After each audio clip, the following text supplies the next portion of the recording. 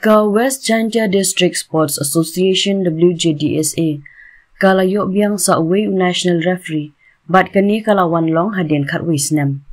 une u referee udai ubulmi pawa u banakashnong nong latem West Jaintia Hills District u bulmi utreikum unong hikai school lower primary jongka sarkar jila hakashiti sha general secretary ka Meghalaya Football Association u director of state referee ka All India Football Federation AIFF ulapun bena ba ubulmi pawa ulala ban pendep ya baru ki sautili ki benta jongka national examinations level 5 na ka benta usnem arajar apulai kata ka bakuntop ya ka fitness theory practical bat viva exams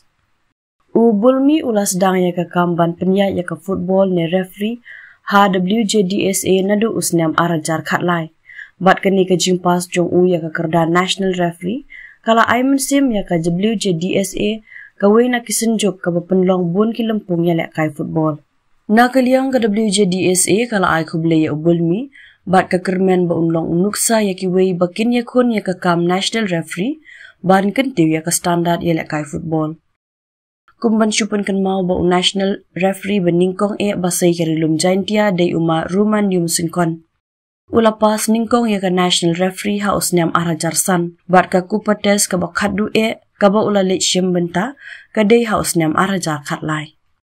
Nalor kata ka WJDSA bat karilum Jaintia barok kawai kala penmi ya ka referee kentai ka beningkong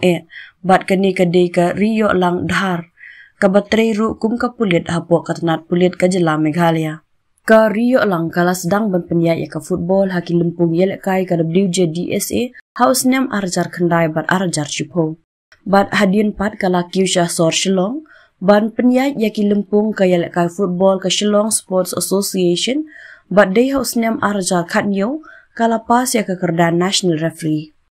Ka dayru ka beningkong na kikentai na jela Meghalaya ban syakjet haka FIFA haus niam arajar arpo ban penyat yaki football haki lempung yalek kai bari. Kala yok ban penyat ya kerensan I-League Indian Women's League AFC SAFF bat kiwai-kiwai.